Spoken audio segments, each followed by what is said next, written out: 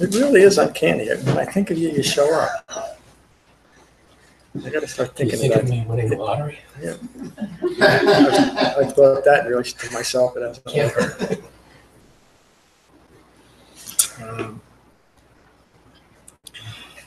So we'll get started just a little bit early because we have two new people tonight, and I just like to put what we do in context. Carrie, you heard a good deal of this. But it doesn't hurt for any of us to hear it again, and for Erica's sake. Erica, do you know anything about Buddhism or what the Buddha taught or the Eightfold Path? I'm sorry, I speak English, so sorry. Can you understand me? I speak Portuguese. Can you understand me? If you speak slowly, I understand. Wow, boy, that is going to be a tall order. I am quite attached to speaking quickly, but please, if I am going to, I'm going to attempt it. And if you don't understand me, please feel free to question me. So, meditation method that I teach is called Shamatha-Vipassana. Hello, Greg. Shamatha means to quiet the mind, a tranquil mind. Vipassana means insight, and it's a very specific insight. And I won't get into that, but it's not the only reason I said it's not some just general insight into washing the dishes or anything like that, although that's important. Method is taught within a broader framework called the Eightfold Path. And the only important thing to understand about that at this point is that it's not just meditation alone. Meditation is primarily for a deepening concentration. The Pali word is samadhi, which is a better description of that as a non-distracted mind. And so non-distracted, well-concentrated mind is important, is so that mind can support the other factors of the Eightfold Path. The way of saying that is a mind that's continually distracted cannot develop the framework of the Eightfold Path. There's some subtle and often not so subtle hindrances to a distracted mind to develop in the Eightfold Path. It simply can't be done. You need concentration. But concentration requires the support of the entire Eightfold Path to deepen to its most effective state. The Eightfold Path is a path that begins with right view, which implies that initially in meditation or Dhamma practice means what the Buddha taught. Initially in Dhamma practice, we are lacking a correct view of how to see ourselves, and this relates to that insight, how we see ourselves in relation to the world that we live in. And because we don't understand that relationship, we create additional stress and ongoing distraction in our lives. Again, pointing back to the purpose of meditation. The other factors of the Eightfold Path are, good evening, Mary Beth. Good to see you. The other factors of the Eightfold Path develop an understanding of why we create distractions in our lives, and those are called virtuous factors. And the Eightfold Path concludes with 3 factors that are necessary for deepening concentration: right effort, right mindfulness, and right meditation. And those last 3 point for developing practice. Right effort means that we actually have to put time meditating, but it also means that we have to have right effort in that in developing meditation within the proper framework. Or it often, a meditation practice without the just reinforce wrong views. Hello, Vicky. Hi, how are you? I'm good. How are you? Good. And mindfulness, that 7th factor, right mindfulness, implies that there's such a thing as wrong mindfulness. Mindfulness means to recollect or to hold in mind. And so we can hold in mind anything, right? As far as the Dhamma is concerned, the most important thing to hold in mind are the factors of the Eightfold Path. So that's enough of an introduction. Were you able to follow that somewhat? I'm sorry. Any slower than usual? I don't think so. Okay, well, we're going to meditate. And again, I'll go slow, and I hope you follow me so we can get into the meditation. But the instructions are pretty simple, and then we'll have a Dhamma talk. This is going to be the emptiness. So find your relaxed, your meditation posture is fine. Find your relaxed meditative posture. There's Mary Beth using the wall. Oh, I can turn it off. In fact, I will while we meditate. No, don't turn it off. Hold on. I'll turn it back on when we're done meditating in 20 minutes. I just can't be under it. I'm good. And I think I just heard someone come up. All right, let's give them a minute to come in and sit down. Is everybody? I'll turn the AC on after we're done meditating. It's a little bit noisy. Is everybody okay with it? Yes.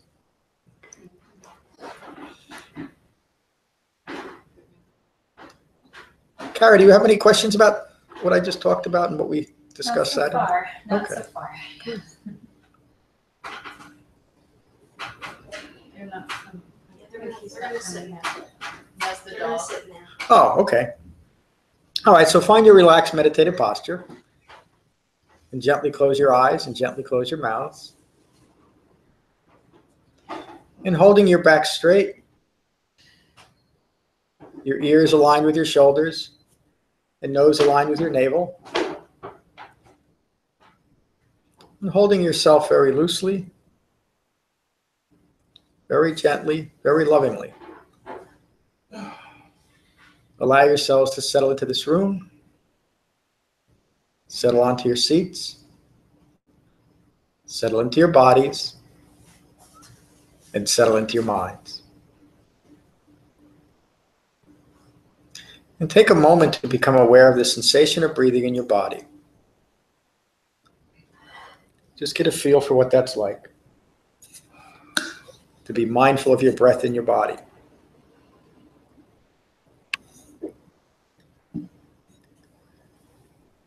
And while remaining mindful of your breath in your body, notice if thoughts are flowing. We're conscious beings. Thoughts should be flowing. The purpose of meditation is to not be distracted by your own thoughts.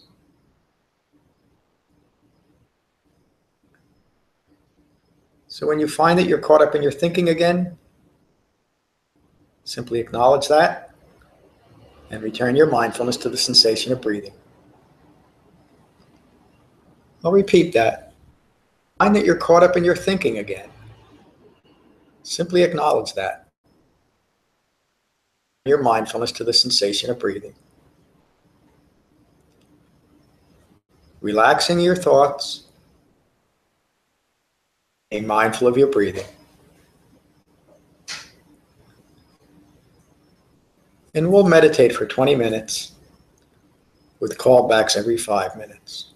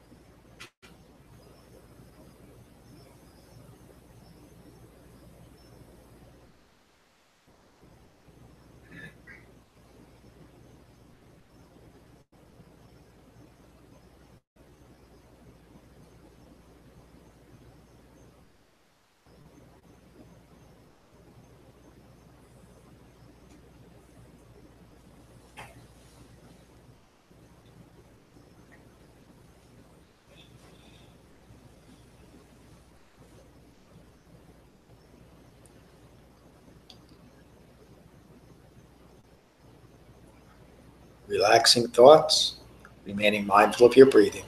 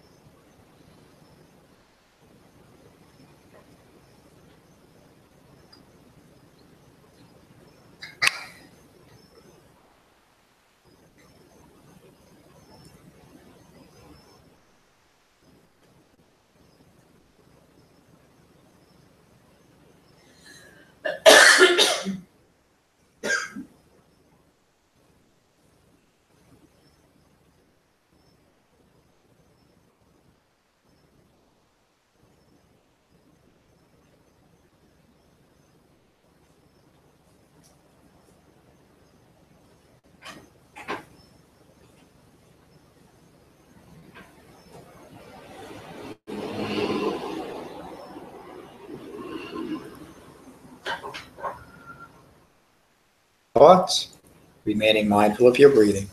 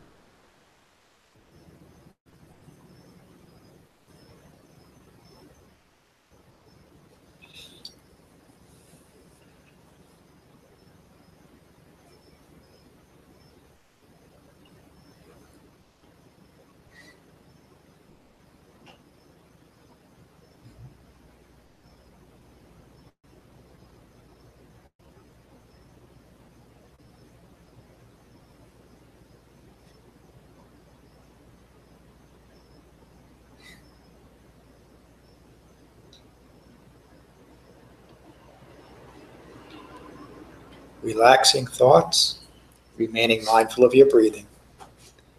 If a persistent thought or feeling arises, stay with it for a moment or two. Recognize it as impermanent and return your mindfulness to the sensation of breathing. And we'll meditate for 5 more minutes.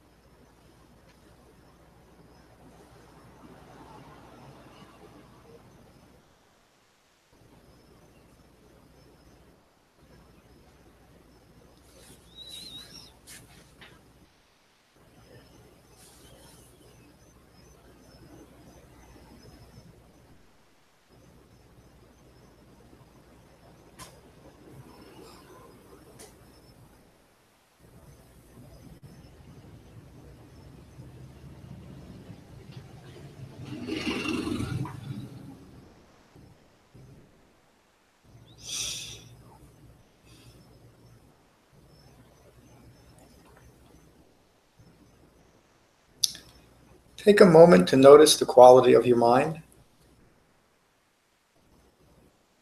Be at peace with your mind. And when you're ready, you can gently open your eyes.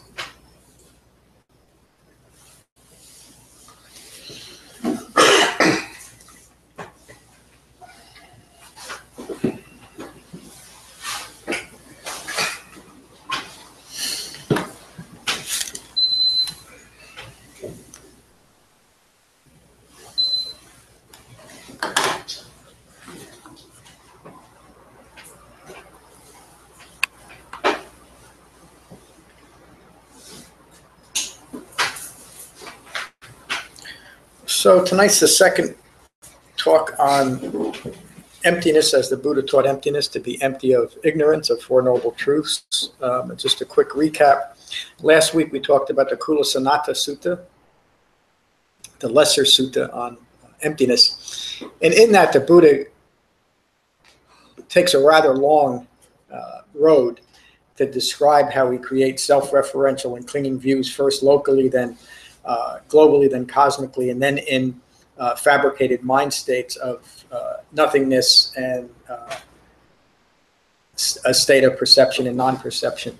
And those were teachings that were very common during the Buddha's time. Remember, he studied with Alara Kalama and Udeka Ramaputta, who taught those two different but very similar states of a non-duality fabrication as the goal of their spiritual practice. And they were recognized as some of the two of the foremost so-called spiritual teachers of their time. The Buddha studied with them and rejected both of them as not leading to his goal of understanding the nature of suffering and ignorance. He recognized those as simply fabricated mind states that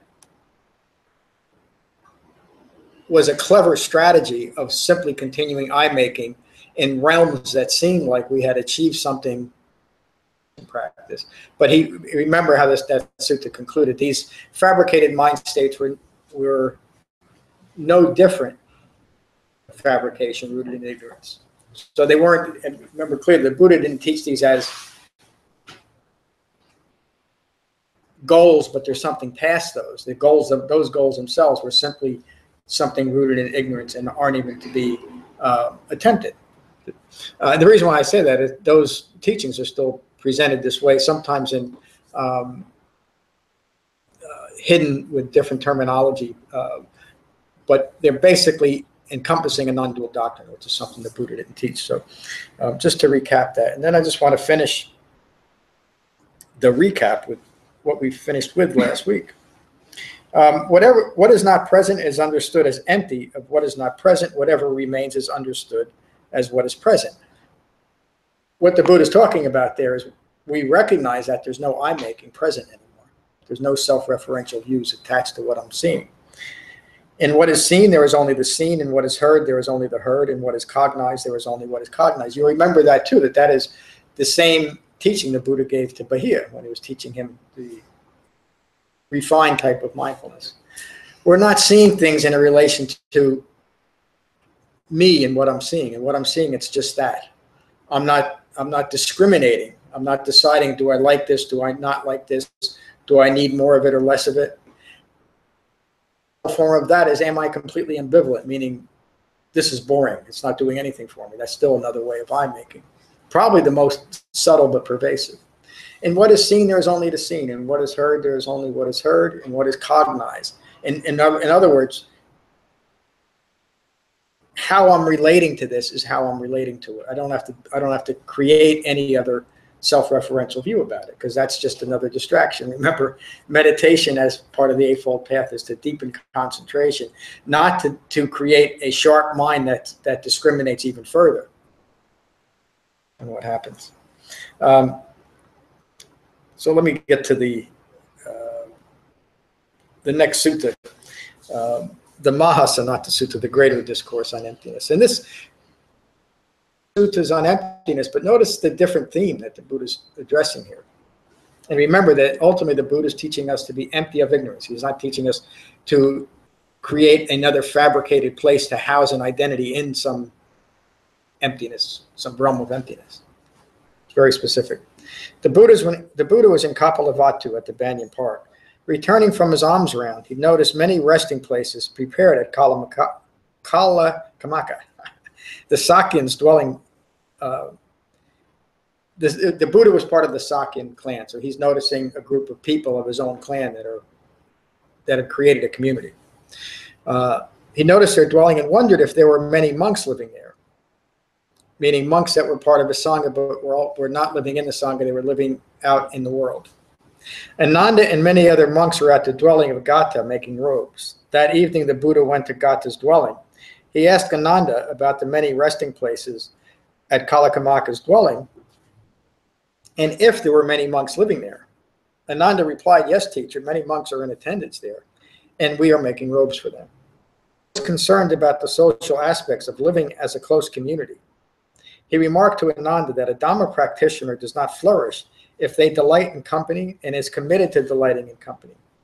A Dhamma practitioner does not flourish if they delight in being part of a group and rejoices in being part of the group. Now, the Buddha is not talking that we should have no social life at all. He's saying a Dhamma practitioner. And what he's pointing out to the monks and nuns, well, in this case, just Ananda, is the importance of as far as your Dhamma practice is concerned, wisely, and then to not make a social aspect of your Dhamma practice or your Dhamma life even. It should be focused on one thing, developing a Dhamma. And again, it doesn't mean that we shouldn't have fun. We laugh a lot. In fact, even on our retreats, we have a lot of laughter. One of the things that, to me, that's remarkable about our retreats is how much we laugh on retreat, rather than some, I remember. But that laughter is always framed at, and if you look at it closely, even what we laugh about here, the laughter is usually the absurdity of not practicing the Dhamma. So again, the Buddha is not saying don't ever talk to anybody outside of Dhamma, don't have any type of social life. As far as your Dhamma practice is concerned, don't make it a social aspect of your life. Keep it pure. Keep it focused on the Dhamma. The Buddha continues, Ananda, it is indeed possible for one who lives alone. I'm sorry, I missed it. It is indeed impossible when a Dhamma practitioner delights in company, is committed to company, who delights in being part of a group and rejoices in a group, that they will achieve the pure pleasure of renunciation, of seclusion, of unbinding, of release, and of self-awakening. Committed to that group means that you will often, because of the way ignorance works, that we want to ignore anything that would show us that ignorance, we become committed to a group that might be focused in other things that are contrary to awakening, but because of that commitment, we continue to ignore what usually is right in front of us. And again, we're talking about Dhamma practice alone. Is that clear, though?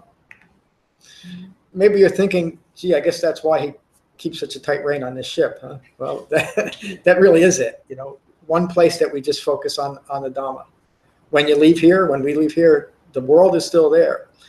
But for the last 8 years or so, we've developed something that is really remarkable, a Sangha, a committed Sangha that is focused on just that. Reading these things years ago is one of the impetus for, or motivation, or framework for what is developed right here.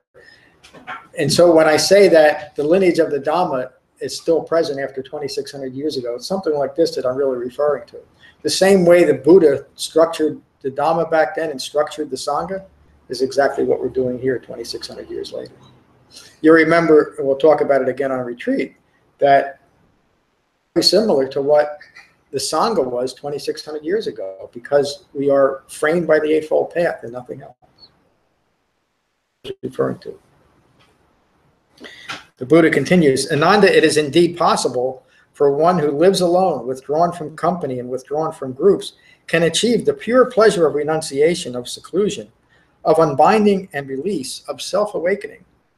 Ananda, it is impossible for a Dhamma practitioner who delights in company and is committed to delighting in company, who delights in being part of a group and rejoices in being part of a group, is able to enter and remain in the release from self-referential views that is temporary,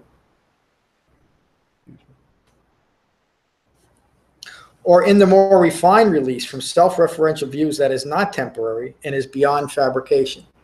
Fabrication, remember, fabrications are assumptions rooted in ignorance of Four Noble Truths. So again, the Buddha is speaking directly to the Dhamma and the Eightfold Path here. My words. In a typical translation, the cessation of self-referential views are described as awareness release, or another word is self-awareness release. We're released from self-referential views, awareness release. As in the ending of object-subject views, release from self-referential views is translated directly from the Pali as awareness release. The Buddha continues, Ananda, it is indeed possible for one who lives alone, withdrawn from company and withdrawn from groups, to enter and remain in the release from self-referential views that is temporary and pleasurable, or in the more refined release from self-referential views that is not temporary and is beyond fabrication. Again, the Buddha is just pointing out to a well-focused Dhamma practice and a well-focused Sangha. I know you're not following any of this. The Buddha continues, I do not see even a single being who would not experience confusion, delusion, and suffering from being passionate and taking delight in company and groups. Meaning the self-identity with the group and what the group may be practicing now has become more important than a simple and pure Dhamma practice. My words, delight in this case is referring to clinging to a self-identity arising from entanglements with others and forming an identity as one of a particular group, taking an identity from association with a group or accommodated practice. Rather than taking refuge in a well-focused Sangha, the Buddha has noticed those whose entanglements and associations with unfocused groups, meaning unfocused on the Four Noble Truths, that is leading them to further confusion, deluded thinking, and suffering. This is similar to the reference of clinging to the village in the earlier sutta, the Kula Sanata Sutta. Notice the nearly endless modern Buddhist lineage or schools and smaller groups that establish themselves with special names and unique practices, yet still insist that they are Buddhists while contradicting much of what the Buddha says. That just relates to, there's a lot of groups that come together for whatever reason, decide that they're going to practice some loose type of meditation or mindfulness or something else, create an interesting name for themselves and call themselves a Buddhist group. And again, the reason why I'm pointing this out now is this was common even during the Buddhist time, wasn't it? And he was pointing this out to the Sangha during that the days of the early Sangha. And just because you give something a name doesn't mean that it's well focused on the Buddha's teachings. In fact, the Buddha never gave or even felt the need to give a name to his Sangha. There was never a name applied to it. The only reference made to the Buddha and his Sangha was by reference by name, by place. Jita's Grove at Anathapindika's Monastery. Kapilavastu, Cross River Meditation Center in Frenchtown, New Jersey. Rather than the Flying White Lotus, greatest Sangha in the world. It's just a place. It just referenced that. And if you think about I-making in a subtle way, when you start creating an identity with a group, no matter what the name is, you're furthering I-making, aren't you? Again, the Buddha was pointing that out that many years ago.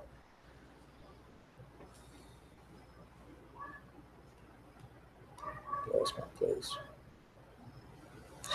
The Buddha continues, Ananda, there is a pleasant abiding discovered by the Tathagata, meaning the Buddha, the awakened one, not attending to any self-referential views, who enters and remains in an internal quality that is empty of any self-referential views, an internal emptiness. There the Buddha is specifically teaching emptiness of ignorance, emptiness of wrong views. Empty of any self-referential views and internal emptiness. So again, this isn't some fabricated mind state that we use to instill a self-referential view. We are empty of all of those self-referential views. The Buddha continues, while abiding, he is visited by others, his mind well established in seclusion, having abandoned the fermentations or the fabrications that develop from clinging to company and groups, converses with others only when necessary and skillful, and then they take their leave. Again, he's just saying that they practice right speech in all that they do. I think it was the Saturday group, and maybe it was Jen that was talking. Jen, I'm sorry. How when she finds herself getting caught up in a conversation, she's now able to, a conversation that becomes agitated or even she's able to recognize now the I-making in it, to trying to maintain your point of view or maintain your presence in the situation. The Buddha's talking about the foolishness of even trying to do that. When you develop this internal emptiness of self-referential views, there's nothing to even motivate that agitated mind state. But they're still able to converse with others. Yes, and think about that. The Buddha was the most effective communicator we've ever had. but he did it because he had no self-referential views anymore at all. He spoke only what was necessary and only what was useful, and he didn't use his speech to further distract others either in that way.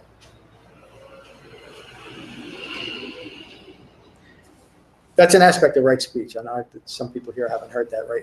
Right speech, an aspect of right speech is that your speech is actually necessary and useful in some way, and it's not just falling on deaf ears.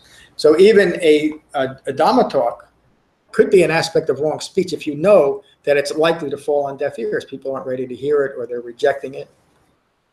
You don't evangelize the Dhamma. When you know somebody's ready or they're really interested, you talk about the Dhamma. And a lot of us have talked about that and how effective it usually is, and also how exciting it is when you know the other person really wants to listen to this. So Ananda, practice to enter and remain in internal self-referential emptiness. Free of clinging, one can now develop concentration. Free from clinging, one can now develop concentration. We have to get to a measure of non-clinging if we're going to really deepen our meditation practice. That doesn't mean we have to start from there. But as our practice deepens and we develop the Eightfold Path and start minimizing our clinging, then our concentration practice, our meditation practice will really take off. Frank? I guess I have a question pertaining to the abandonment of clinging. That's an ever-ending job, because if I'm going to be human to the day I die, it's going to be a constant, not struggle, but a constant experience of clinging or craving something, like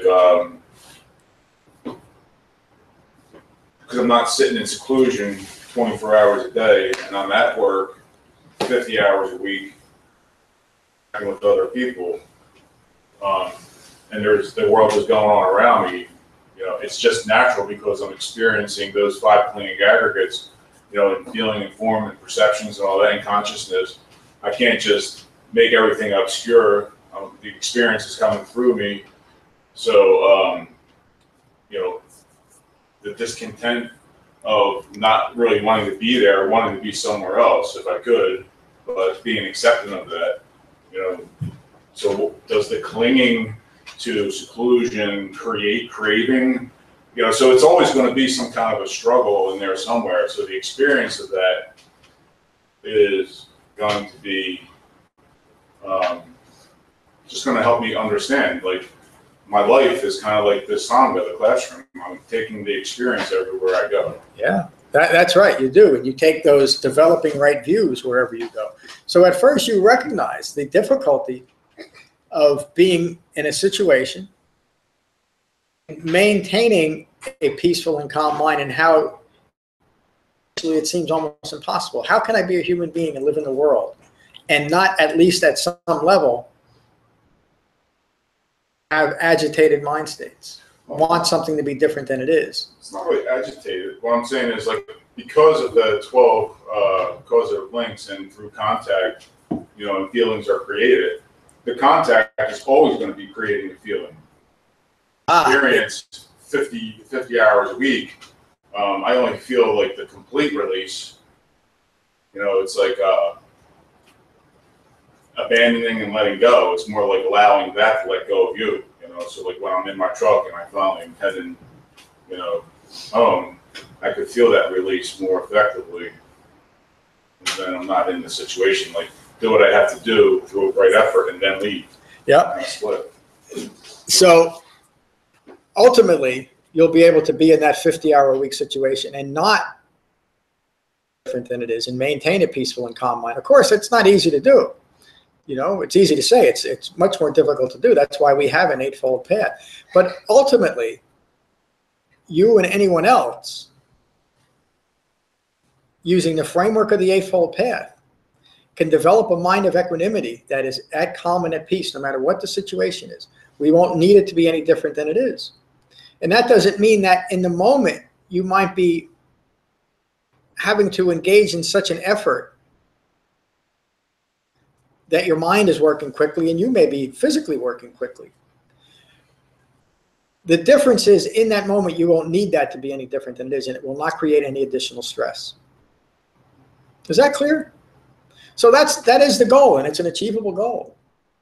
The Buddha teaches a way that each and every one of us can develop a mind of lasting peace and contentment, no matter what the situation is, by freeing ourselves of clinging to any self-referential views. And in the moment that Frank is describing, it doesn't mean that all of a sudden the situation that was always chaotic, I mean, I know a little bit about what your work environment is, that often chaotic, is no longer so, but you don't experience it in a way that it needs to be anything other than it is. Why? Because it can't be. So we get even beyond the way the mindset that this should be different, or it must be different, or why isn't it different? All of those things are rooted in ignorance of Four Noble Truths. So you mentioned craving and clinging. Those are the 6th and 7th factors of the Eightfold Path. Rooted in ignorance, when we are empty of ignorance, there's no more mental fabrications formed. And so as life unfolds, is simply how life unfolds. We don't need it to be any different. And we're able to respond in a way that is immediately mindful and will no longer further any more confusion, deluded thinking, or suffering for ourselves or any other people. It's simply appropriate. In the Vitakka-Santana Sutta, the Buddha says we gain the ability to think what we want to think when we want to think it. Isn't that remarkable? We no longer react. Every thought we have, every feeling that arises is simply appropriate to what's occurring. We have emptied ourselves of any internal self-referential views. We've emptied ourselves of wrong views. We've emptied ourselves of ignorance. There's no possibility for any additional disturbance to arise in our minds. Remember the sutta on the Salata Sutta, the sticking the second arrow. Frank is referring to that. And isn't it great that you've gained the ability that when you leave work, you can really leave it behind and you feel that release? Well, I can feel it while I'm at work, yeah. But it's not like an event. It's more like an experience. You know, it's not like just something that happens. It's more like in the experience of what's going on that I feel the release of it, and I don't have to take it any further than what it is. Yeah. Well, that's the essence of the Dhamma. You're talking about practicing restraint in that moment. You're not taking it any further. You're not continuing the reaction. You're simply present. It doesn't mean, this even refers to the emptiness that the Buddha was talking about last week in the earlier sutta. The Dhamma is not a way of escaping the world, even in a mentally contrived state. You know, that often meditation is taught to develop a trance-like state. There should be no thoughts. I could teach each and every one of you in 5 minutes that we can do that. And you'd all probably have that experience. I don't teach it because it's useless. There's no opportunity for insight with a blank slate, is there? And why would anybody want to do that? It doesn't work. But a well-concentrated mind can understand and practice restraint, just like Frank is talking about. We can see where the eye-making is taking place and bring the cessation of it actions through our own Dhamma practice. We gain the ability to think what we want to think when we want to think it. That mind stays at peace and at calm. And in situations that are in some way, we will be able to be appropriately upset without the need for that to be any different. Again, I'm saying that because this is not about escaping the world. It's a way of living fully, mindfully in the world, and feeling and acting and thinking in a way that is entirely appropriate moment by moment. Even when the Buddha got word of his father was soon going to pass, he wasn't so detached from the world. He just sat under a tree and meditated. He got up off his cushion or wherever he was doing and walked 140 miles so he could be with his dad before he passed. And he did. And he gave his dad a final Dhamma teaching, and his dad smiled and passed on. Again, we don't remove ourselves or escape from the world. We become fully immersed in the world in a way that is entirely appropriate and free of any type of additional agitation. Thanks for bringing that up, Frank. Any questions about that? I mean, it really teaches or speaks to the emptiness that we're talking about. Frank,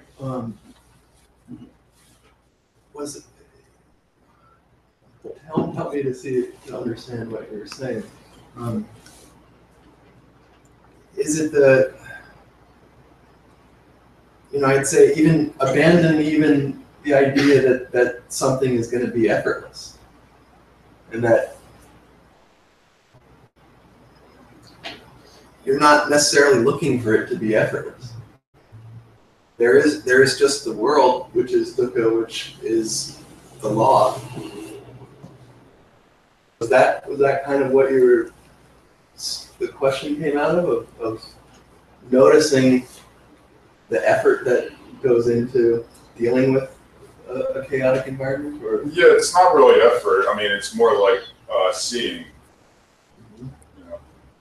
through understanding of what I'm experiencing that maybe used to in the past cause fear. How I'm going to respond to it, or if it's going to continue, or wanting it to be something different.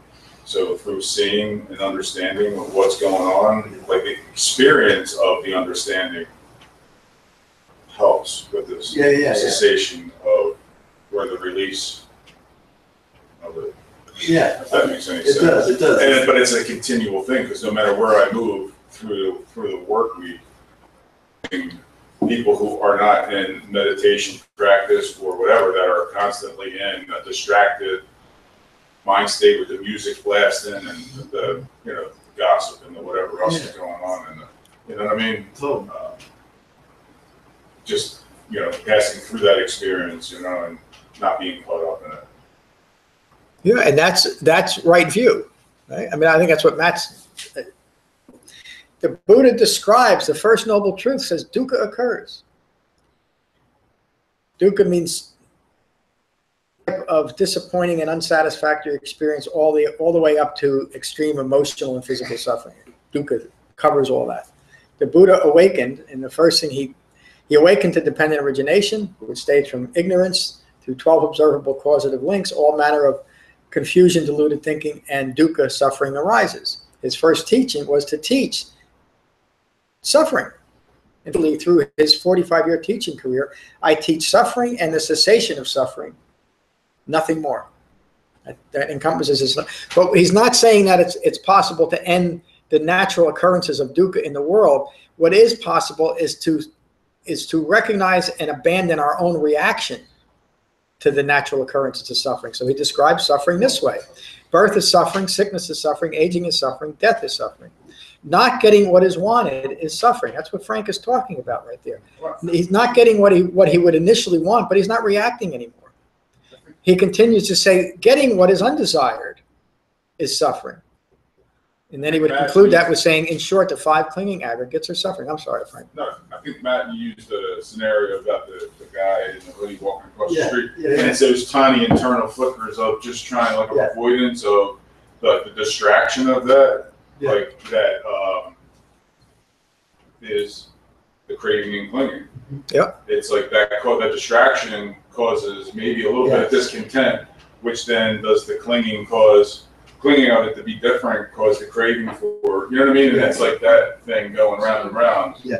And then just being able to focus on the breath, use right intention, right view, seeing it differently, and through that understanding, then everything else kind of falls in place, and you even forget about the dude in the hoodie. You're like, you know what I mean? It's like you're back on track. Yeah. Okay. Cool. Yeah. You're back on track because now you're framing what you're experiencing through right view rather than wrong view. You're empty of ignorance, even if it's just in this moment. You're empty of ignorance, so that the experience of dependent origination isn't present again, even if it's just in this moment. You might fall back into wrong views. Momentary, and sometimes lasting a little bit more than a few moments, of brilliant right view, because we're seeing things clearly. And most of us have talked about that in this here, that you had that experience of what it's like to see life from right view, without any self-referential, being empty of any ignorant self-referential views. That's what this whole thing. And so we can get lost in the weeds at times with all the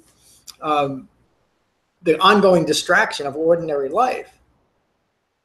But if we remember the simple framework of the Eightfold Path and use that as the framework for our living, for our day-to-day, moment-by-moment living, we'll maintain that right view. We'll see things clearly. Frank, you were going to say something? No, that was it. Okay. All right, let me get back to the sutta.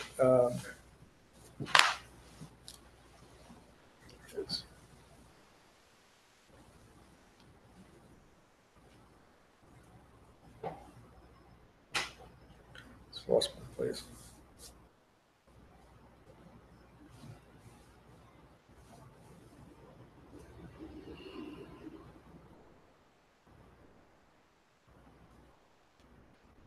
Sorry about that.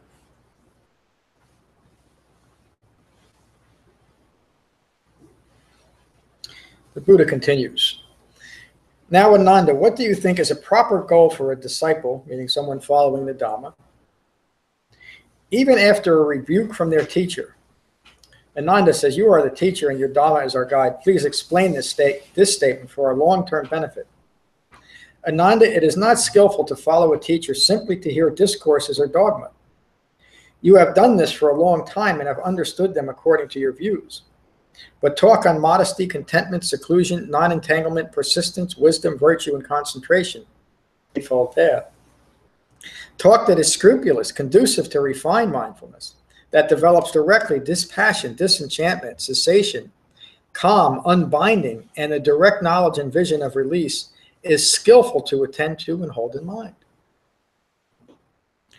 So my words here, mindfulness means to hold in mind or to recollect. Here the Buddha is teaching Ananda that when views are not inclined away from ignorance, they will fail to understand the purpose of the Dhamma. He's talking about other groups that were prevalent at the time. And in this sutta specifically, groups and teachings that are given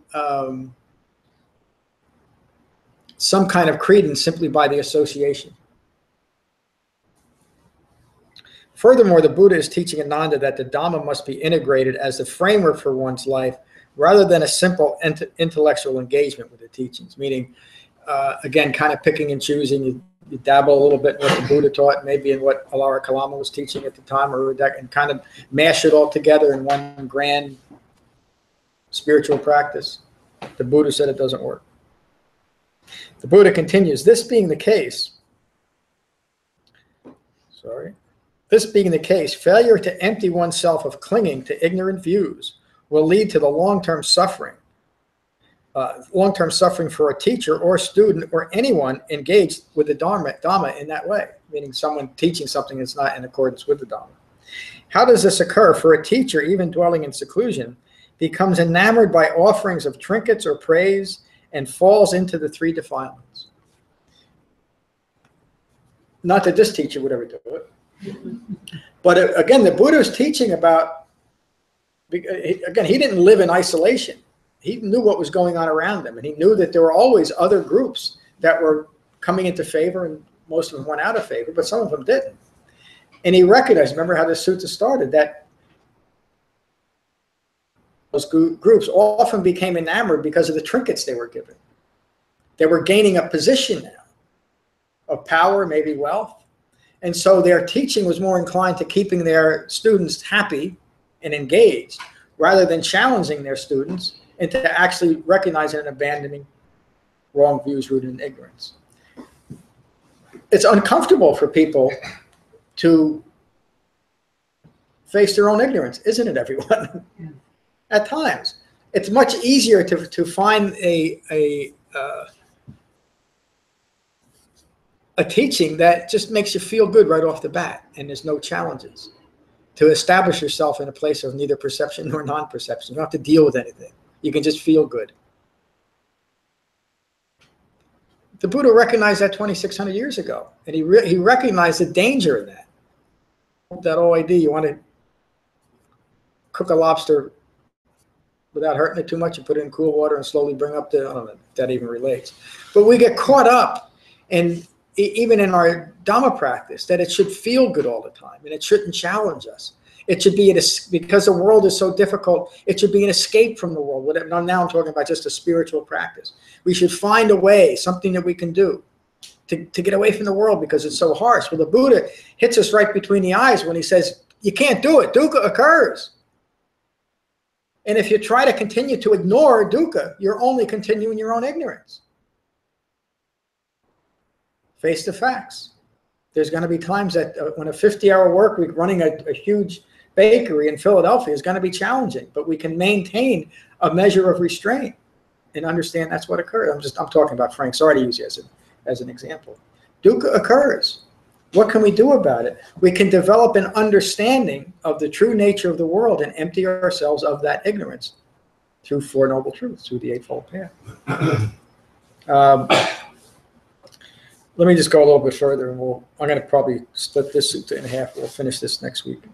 There is also the case of a student lacking understanding, imitates the teacher, and has failed to empty themselves of clinging to ignorant views and becomes enamored with trinkets or praise and falls into the three defilements. The three defilements are greed, aversion, and continued deluded thinking.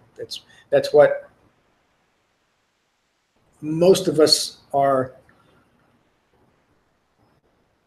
suffering because we don't understand the true nature of the world. This can, Buddha continues, this can only develop further confusion, deluded thinking, and suffering. Then there is the case where one engaged with the Dhamma fails to empty themselves from clinging views. A Tathagata meaning a Buddha, has arisen in the world, a worthy and rightly self-awakened one. Dwelling in seclusion, he avoids becoming enamored, by offerings of trinkets or praise, and does not fall into the three defilements. His mind is calm and empty of disturbance. A student of this Buddha, this Tathagata, dwelling in seclusion, becomes enamored by offerings of trinkets or praise and falls into the three defilements and lives in luxury. This can only develop further confusion, deluded thinking, and suffering. The Buddha is talking about, even if you're listening to the words of the Buddha, or in this case, 2,600 years ago, if you don't practice it, I mean, a better way to say it, just listening to the Buddha is not enough. You have to actually engage and develop the Dhamma. And if you're more worried about being the Buddha's best student and gaining trinkets and praise from being the Buddha's best student, you're lost. It's eye-making. Is that clear? So we should look at the Buddha's Dhamma correctly. In my mind, it is the most pure and precious teaching that's ever been presented to humankind. And it should be seen that way. But we should avoid creating eye-making over it. In other words, I'm a practitioner of the Buddha's Dhamma. See the eye-making in it. It's the most extraordinary teaching ever presented to humankind, and it's entirely ordinary. Ordinary meaning it gets right to the heart of the matter. There's no reason to make anything special about it except recognize that it is so important to keep it in its most pure form. Again, this is what the Buddha is talking about in this sutta. Let me continue just a little bit longer.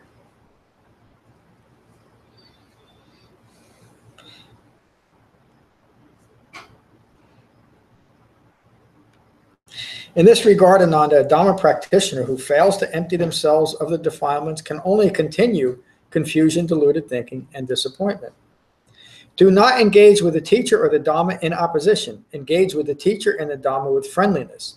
That alone will be for your long-term well-being and happiness. And how do students engage in opposition to the teacher? When the teacher teaches the Dhamma with understanding and concern for the student's well-being, but the students do not listen or apply themselves to understanding, they stray from the Dhamma. This is how students oppose the teacher.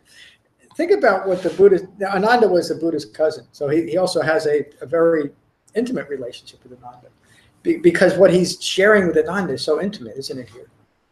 He's talking about his own, I can't use the word frustration because I doubt the Buddha was frustrated, but he recognized that he recognized himself as an awakened human being. He knows that he can't have any effect on other people directly except to teach a pure Dhamma.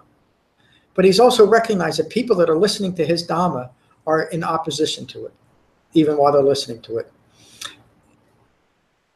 And it was a concern of his. But he also understood the nature of conditioned thinking. That's why he developed an Eightfold Path, that was likely to occur. And it happened throughout the Buddha's teaching. The people that were closest to the Buddha, Devadatta comes to mind. Another cousin of the Buddha, who heard a little bit of the Dhamma and decided that he wanted to be his own teacher and start his own Sangha. And he was so enamored with establishing that he tried to kill his cousin, the Buddha, twice. Failed both times. The Buddha recognized this even in his own Sangha. My words here, and then we'll Probably call it a night. The Buddha here is referring to students that insist that the Buddha should teach a Dharma that fits their own confused views, rather than teach a useful and well-focused Dhamma. This is the theme of many suttas. The Saddhamma Sutta is one example. Maybe I'll teach that probably right after the retreat. The Buddha continues, and how do students engage with the teacher in the Dhamma in friendliness? When the teacher teaches a Dhamma with understanding and concern for the student's well-being, and the students listen and apply themselves to understanding, they do not stray from the teacher, the Dhamma. Students engage with the teacher in friendliness and not in opposition. Ananda, engage with me and the Dhamma in friendliness. This will be for your long-term well-being and happiness. I will not hover over you. I will remind you again and again of the Dhamma. Essential will be gone and what is essential will remain. Can I read that again? You don't mind, do you? I will not hover over you, but I will remind you again and again of the Dhamma. What is not essential will be gone, and what is essential will remain. This is what was said, and Ananda was delighted in the Buddha's words. That's the end of the Mahasanatha Sutta. Thank you for listening to that. We're going to go around the room, but is there any questions directly on that sutta and emptying ourselves of ignorance? Okay, I like that last part where he says, I will not hover over you. Yep. And, I like it too. and it sounds to me like he's saying, I'll allow you to make your mistakes and learn from it. Yeah, I won't hover over, but I'm going to remind you. Because that's the contract that they made, isn't it? Not just Buddha and Ananda, with the Sangha. But he also understands by saying, I can't, it would be unskillful to hover over Ananda or anyone else, because people have to develop the Dhamma usually by experiencing it. When you have the framework of the Eightfold Path, then you can experience when you're outside of that framework, and you have to do that on your own. We can do. We have to. Another way of saying that is we have to decondition our conditioned mind, and we can only do that through the direct experience that first conditioned the mind. Ron, good to see you tonight. Good to see everybody.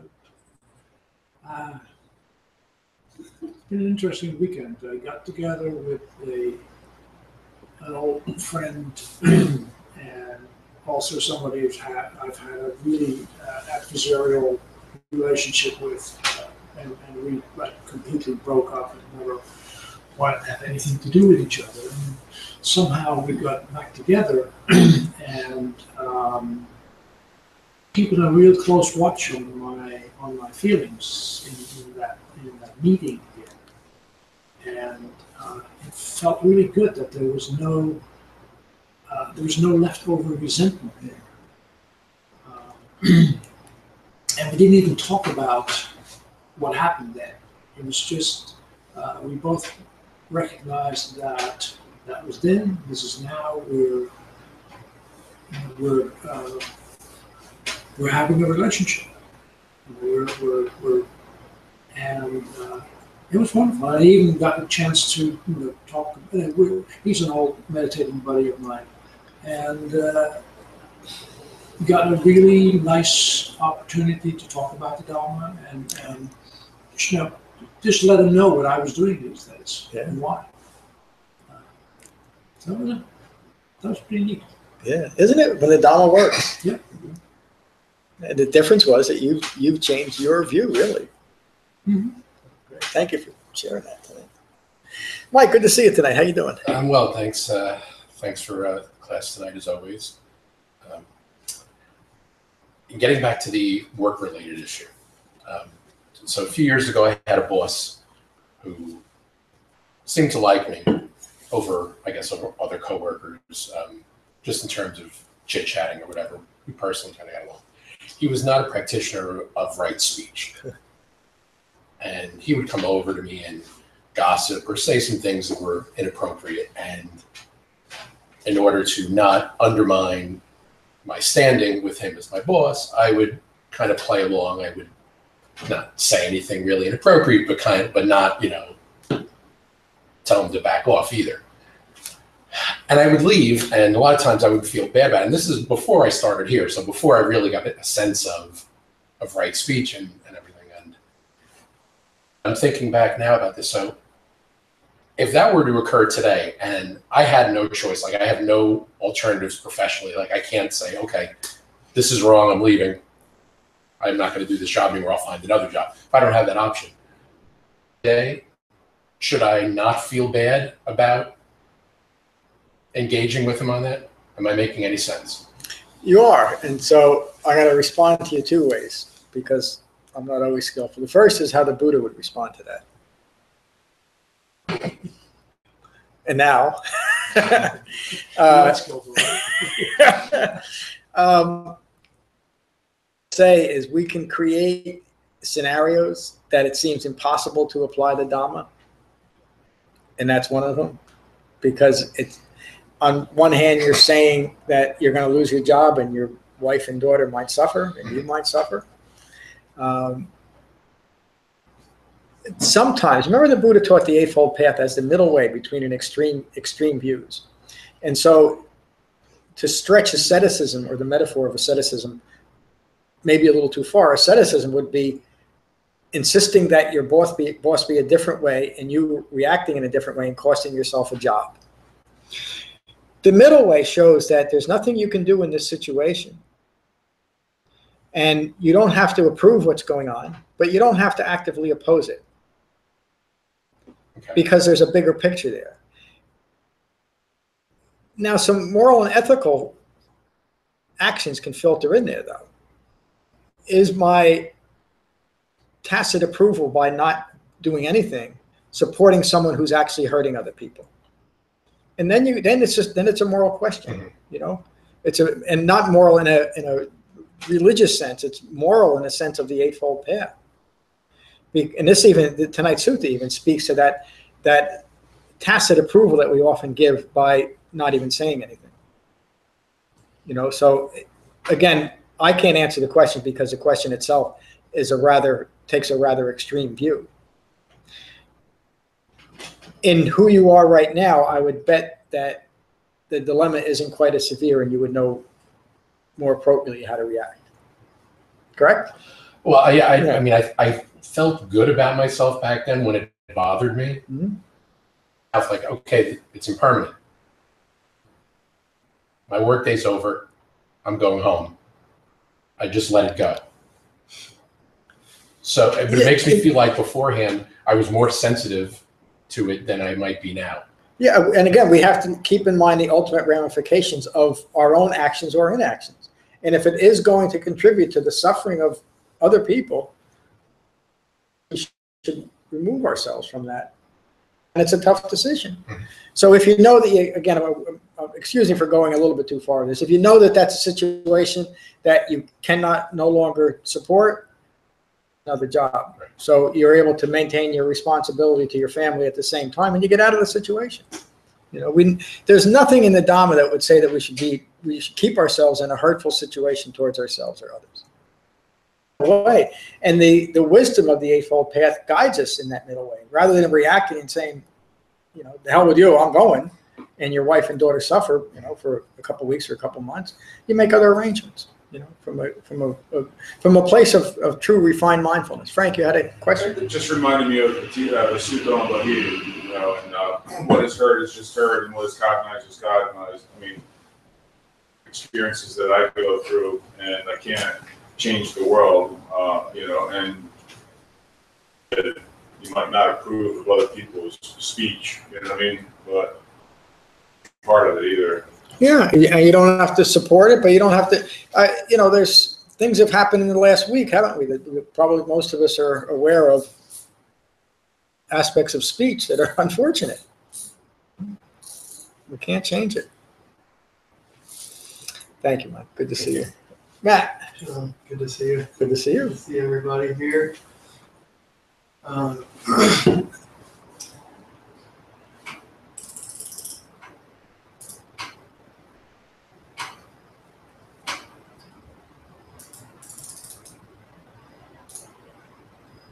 gonna pass tonight.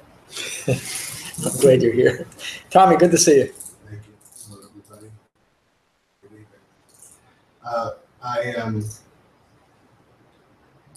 I took what you were saying in sort of the the situation with Erica coming, who's visiting here from Brazil, and it's a much different world there, a much different world, and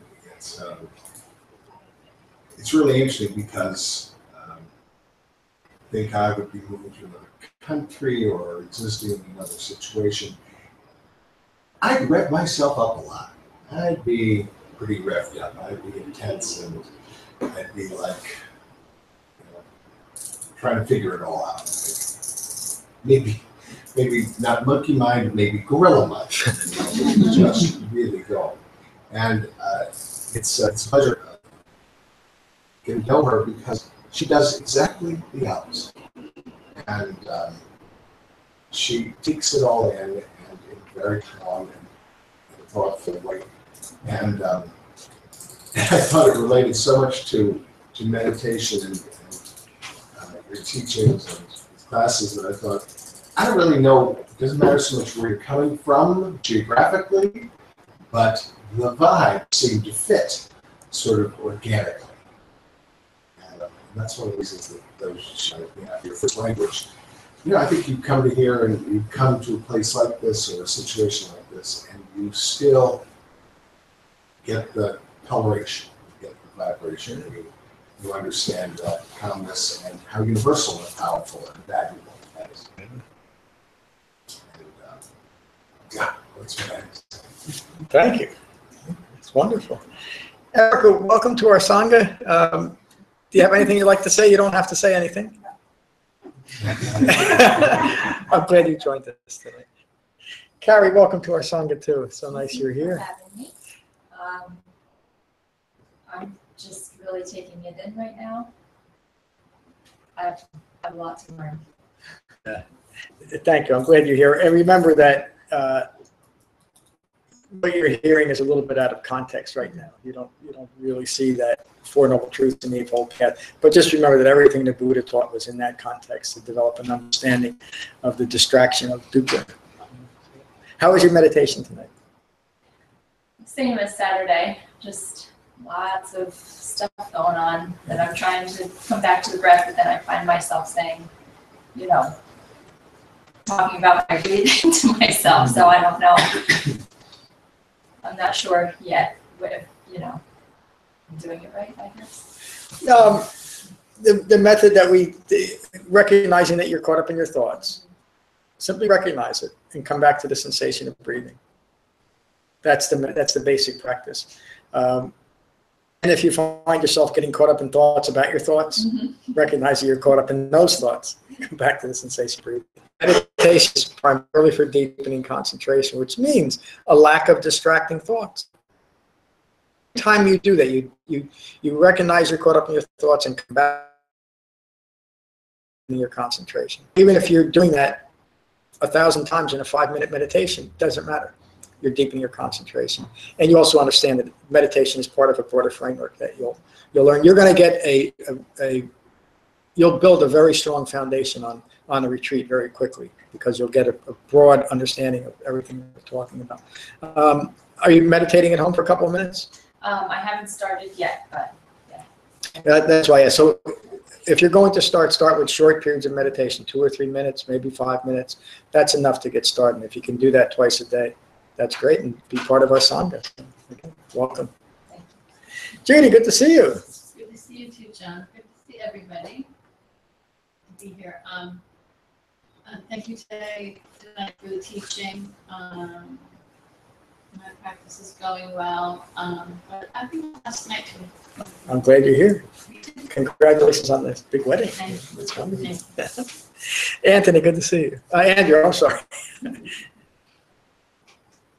I don't have anything relative to the sutta to ask, but this has to do with what you're talking about with Perry, that is about lines of distraction that everybody struggles with.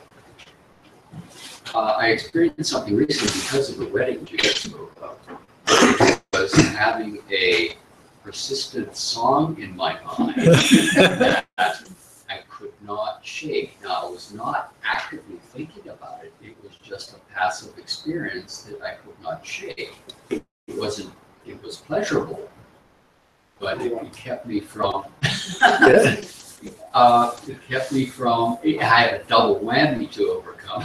That was, just, if there's any insight you provide. Yes, it's insight into impermanence, and isn't it wonderful that eventually that ceased? Yeah. That's a tough one. It's that really sometimes all you can do is just. And I bet you when it ceased, you didn't even recognize it for a while. It was a little bit later. You said, "Hey, I'm not." But I bet you had it right now.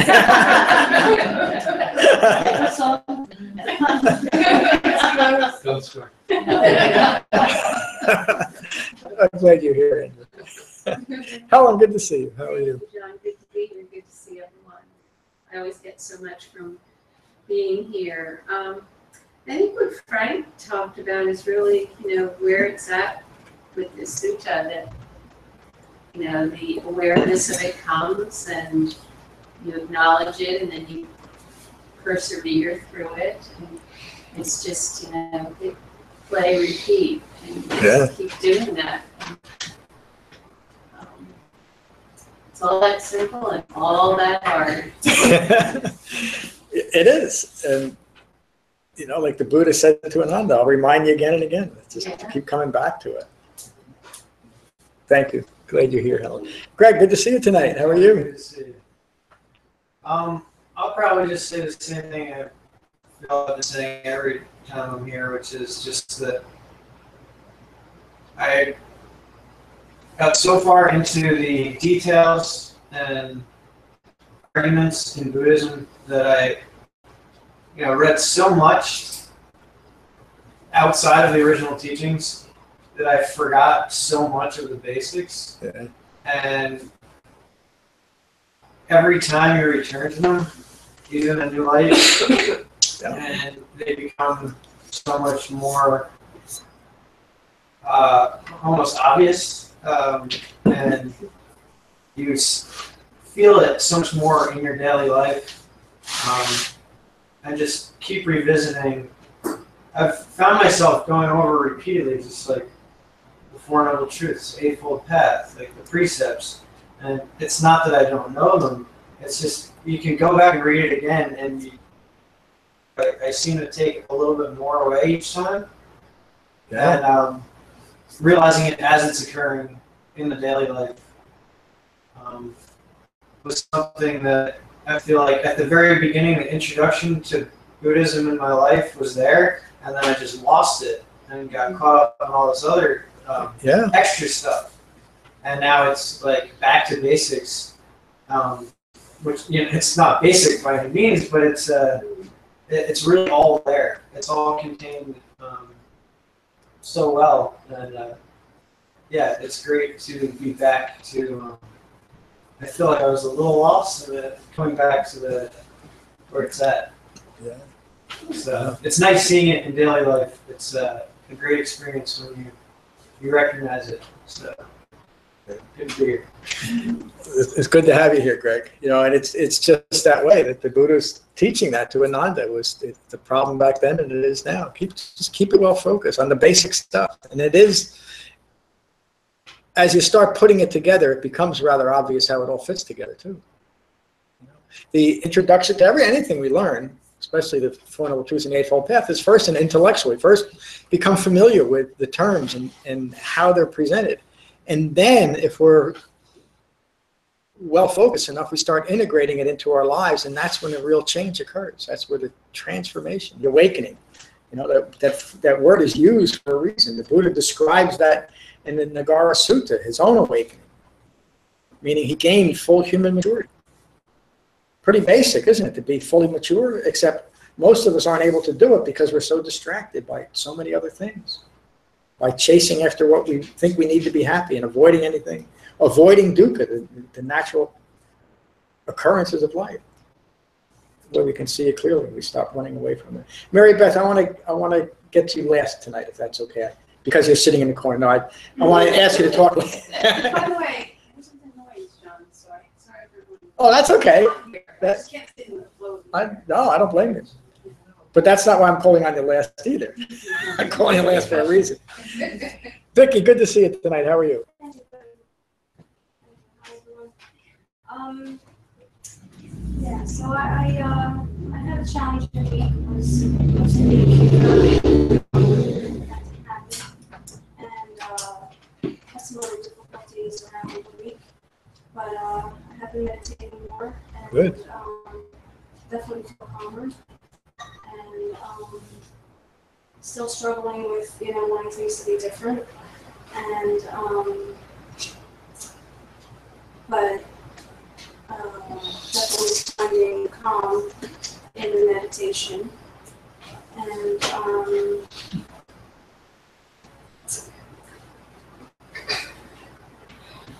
and I guess just applying stuff to real life. Yeah. And but anyway, I feel calm for now, so I'll take that. So thank you, everyone, for tonight. Thank you, Vicky. Thanks for being here. And it's great that you recognize the building calm in your own mind and your commitment to your meditation practice. It usually takes more than a few weeks to get to that point where we're peaceful with everything and don't want anything to be different than it is. Yeah. Maybe a month. Excuse me for being so flippant. You're well on the way because it's important to recognize the often immediate benefits of just a little bit of effort, just a little bit of meditation and slowly changing the way we see things, see ourselves in relation to the world. Makes such a profound difference. So thank you. Frank, good to see you tonight. It's good to be here tonight. Good to see everybody, all new faces. Meditation practice is going well, and feel comfortable enough to share, the struggles that I've had with family members over the course of the last couple of months, and one currently who is very sick and who's away, causes a lot of emotional, upheaval, and disturbance in the mind that, I'm kind of powerless over helping somebody that I love so much. But it's like the transformation that you were talking about and about getting back to the basics, and I'm thankful that it's such a simplistic and not a belief system, practical application of finding release from dukkha. It's not really transforming myself, but like transforming my experience of dukkha. And that's the thing that is transforming. It's how I relate to the stress and how I react or not react, really. Yeah. Thank you for everything you said tonight. As you develop the Dhamma, your experience of the world changes. That's really often how we notice the difference. Things are the same, but they're all different too. Same time. Thank you, Frank. Lorna, good to see you tonight. How are you? Good, thank you. I think I've been thinking about passion, and I can see the passion being the roots of the disturbance in your mind. When you're passionate about something at any level, brings a disturbance in your mind. Yeah. And you can also see that when you're passionate about something, you focus on that moment where the passion is. So you might miss the next moment or the next few moments, concentrating on the passion, and so you lose the concentration that way as well. So understanding the word passion and its implications in our mental thoughts throughout the day, that it's a disturbance. Although obviously it's a very nice distraction, and that's the problem. So I've been sort of just observing that in my practice. And also the objects, events, views and ideas, which are all impermanent, which we think about. Most of probably are thinking throughout the days in that area, those small things. And I can honestly say that for the ideas, I can't tell you how many times I've said to myself, I'll follow this idea, but this is the last one. I'm not going to follow any other projects with ideas or anything like that. And I'm literally like a smoker trying to keep smoking, or if your life goes into a bit of a flat, you think of another idea. You just, and as I say, I can't tell you how many times I've said to myself, this is the last one. This is my last idea that I will follow.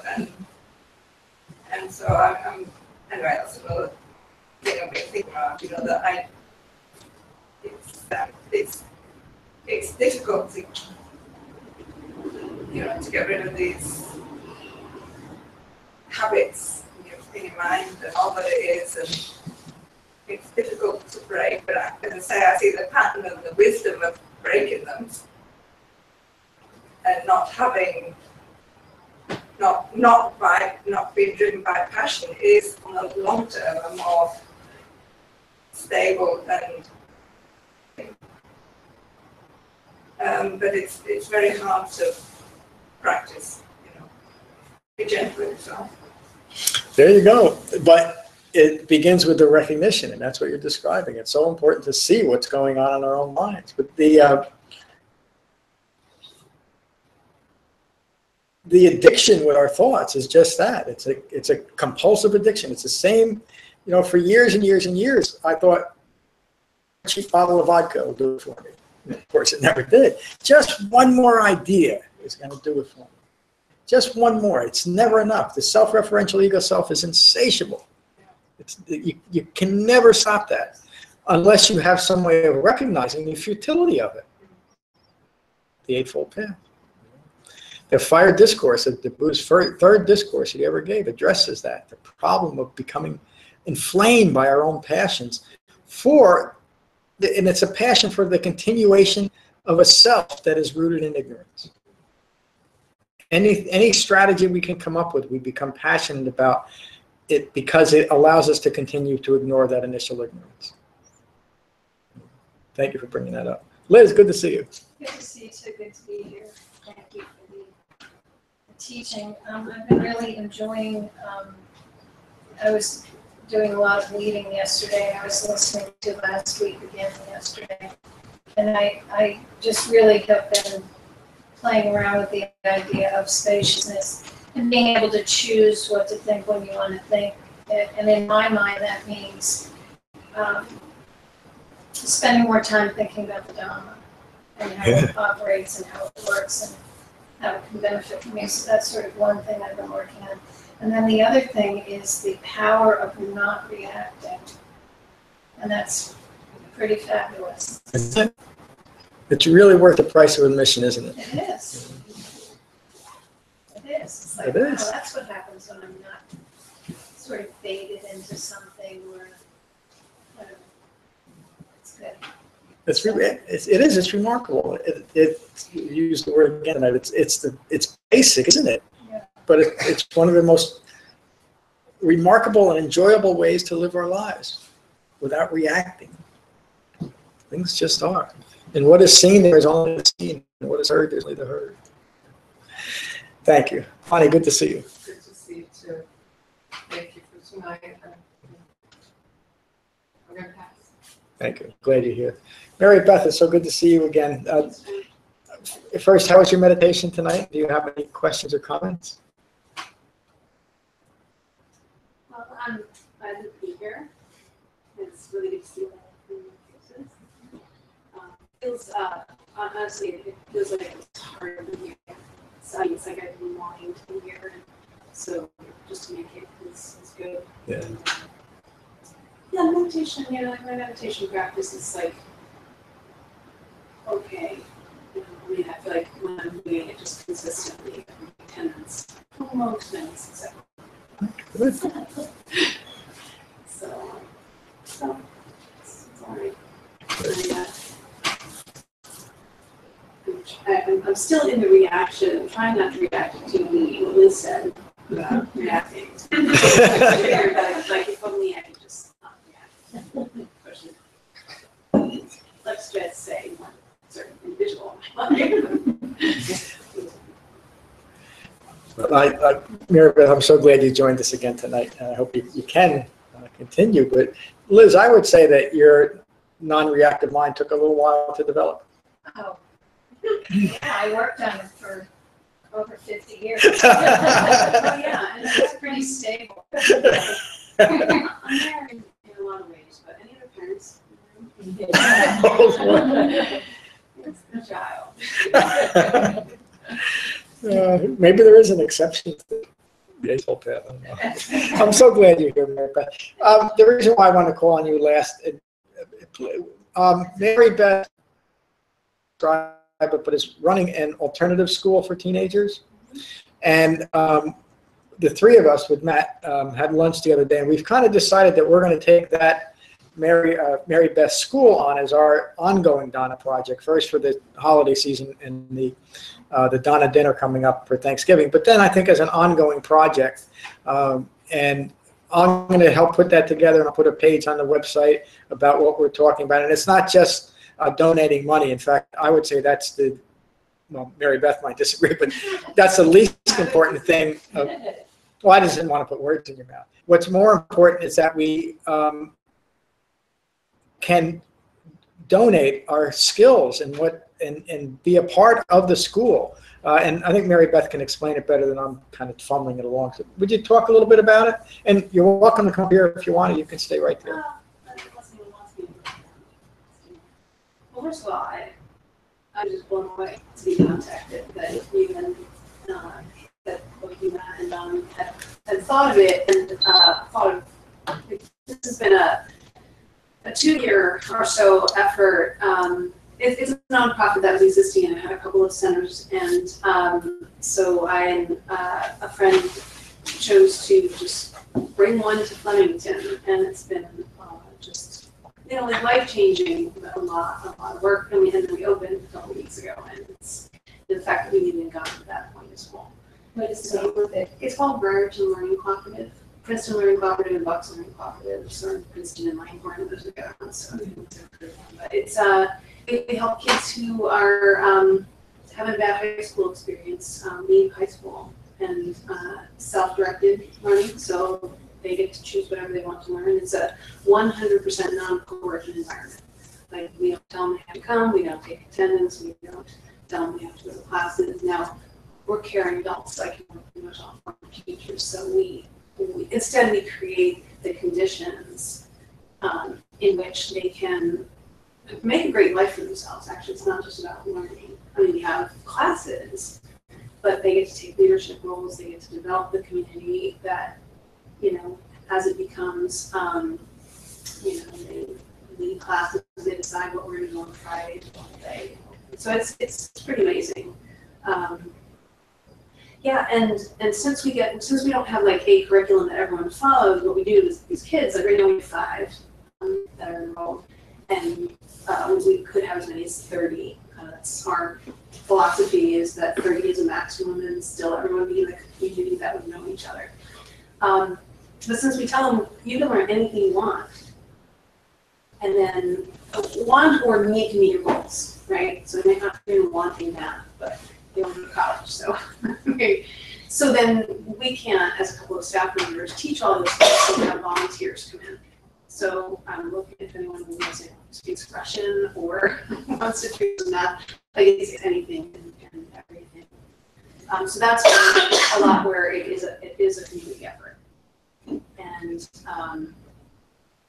we also have, we're in a property that's this huge, beautiful 5-bedroom Victorian house right on Main Street. Flemington's a church property, Flemington Baptist Church, but I'm overwhelmed.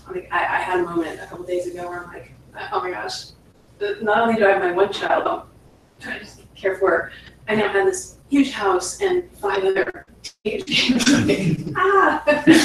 So there's like endless ways that that I feel like oh my gosh, come make the door not slam because the door closer's not working, but really just I like proud of you guys like when you told me you're this because like just the idea of being supported in that way by a community. And I've been, I guess I'm here, so you haven't seen me in a while or whatever, but 3 years maybe. Oh yeah. No, longer than that because I moved 3 years ago, and so it was like maybe 3.5, 4 years. So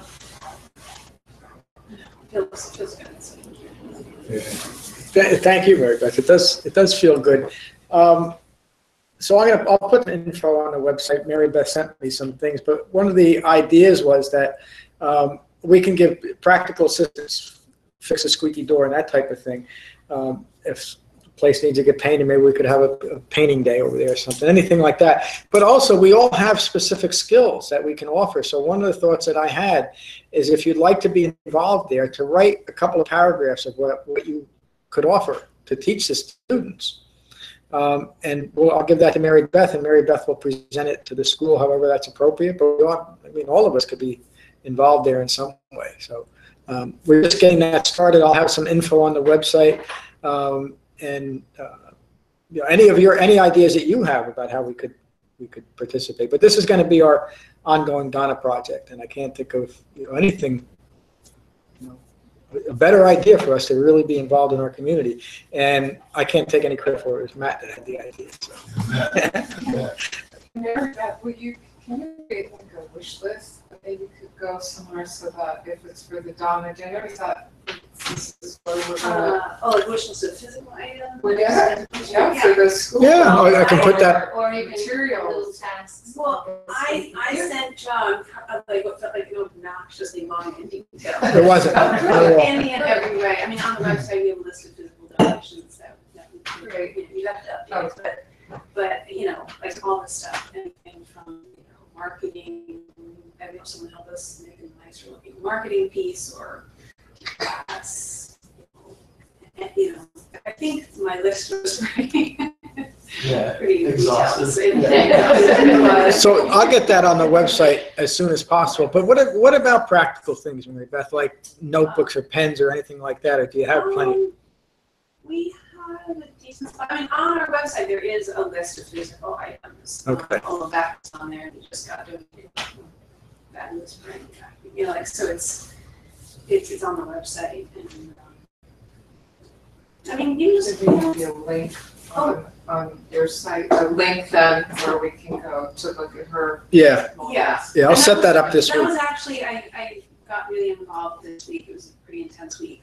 But I said that occurred to me. Like, I sent you that document, and I'm like, oh, wait a second, let me include some links like that. So the other idea that you had, I don't know which one it was to have like an open house. Yep. Like, we would love to host an open house. I mean, you guys could come, anyone can come anytime, just let me know and we'll figure out a time that can take some attention. But also it would be fun to just figure out a time to work. Yeah, the thinking was that we'd have a time for our Sangha to just go there and hang out, meet the kids, see what's going on. So we'll do that.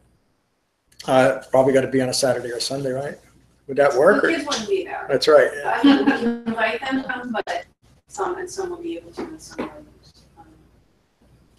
All right, let's think about that. They do not live there. No, 9 to 3. Yeah. All right. Well, we'll talk about that. I'll get it up on the website and we'll start working on it. But I think it's a great project for us. Thanks. This could be something, even like a workshop or someone. Oh yeah. We have a whole day Friday workshop. We have an hour on Tuesdays at lunchtime. We have career explorations where we invite someone to come in, just swim now, talk about something we do, looking for an art teacher.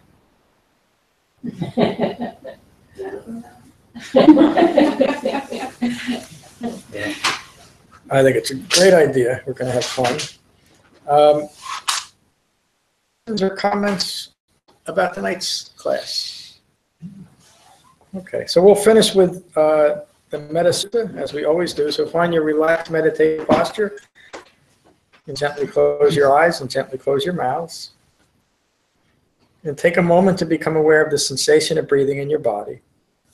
And let that mindfulness of your breath cease any distracting thoughts to the past or to the future, or that may have arisen from our talk tonight. And Metta means goodwill, love, and kindness, and Metta is an aspiration for those of us developing the Eightfold Path and an ongoing expression of an awakened, fully mature human being.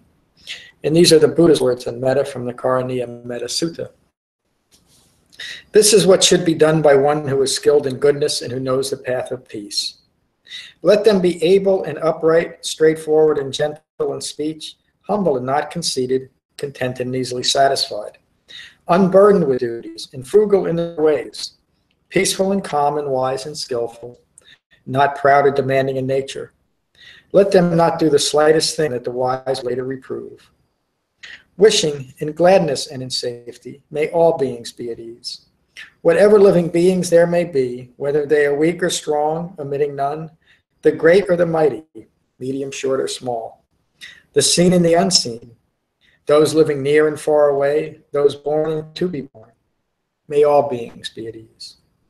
Let none deceive another or despise any being in any state. Let none through anger or ill will wish harm upon another. Even as a mother protects with her life her child, her only child, so with a boundless heart should one cherish all living beings. Radiating kindness over the entire world, spreading upwards to the skies and downwards to the depths, outwards and unbounded, freed from hatred and ill will. Standing or walking, seated or lying down, free from drowsiness, one should sustain this recollection. This is said to be the sublime abiding. By not holding to fixed views, the pure-hearted one, having clarity of vision, being freed from all sense desires, is not born again into this world. Thank you all for a wonderful class tonight. Peace.